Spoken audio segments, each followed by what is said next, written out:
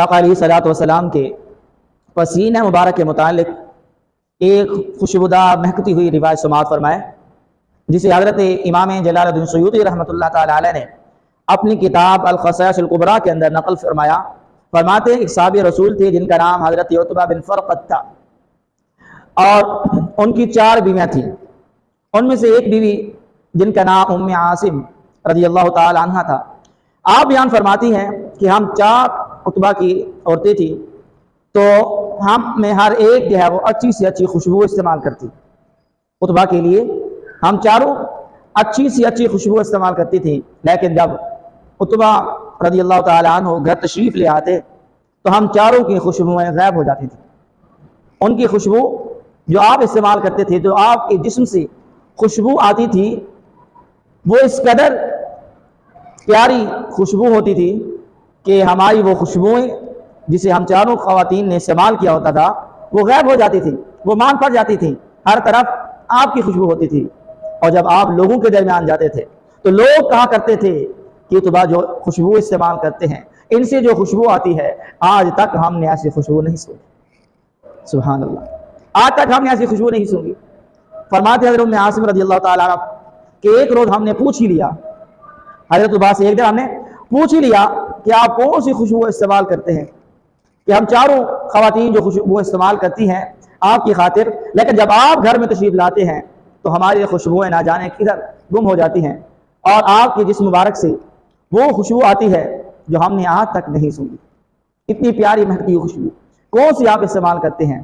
تو جب ہم نے یہ کہا تو حضرت عتبہ بن فرقد رضی اللہ تعالیٰ عنہ جواب دیا، فرمایا کہ آقا علیہ الصلوۃ والسلام کے زمانے اقدس میں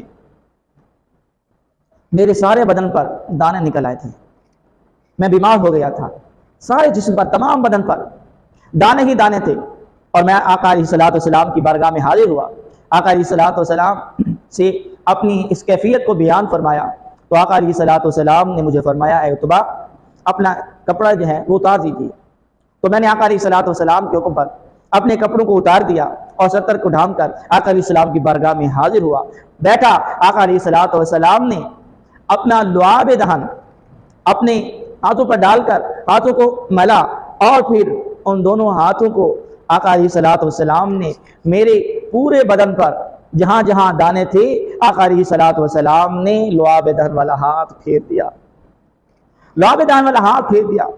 اس کے بعد میرے وہ دانے ختم ہو گئے، میری وہ بیماری جاتی رہی۔ مجھے آقا علیہ الصلوۃ والسلام کی اس لعاب دہن کی برکت سے، اس کے ذریعے سے رب تعالی نے شفا عطا فرما دی، اور پھر اسی روز سے یہ خوشبو آنے لگی جسے تم سونگھا کرتی ہو۔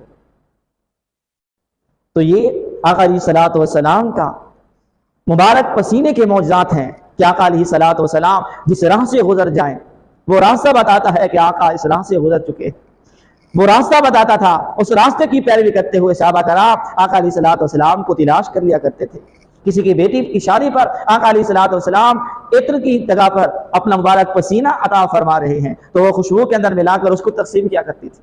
آقا علیہ الصلوۃ والسلام نے جس مبارک پر ہاتھ پھیرا بیماری جاتی رہی، اور لعاب دہن کی برکت سے اس قدر خوشبو ہوئی کہ انہیں کوئی خوشبو استعمال کرنے کی ضرورت نہ پڑی۔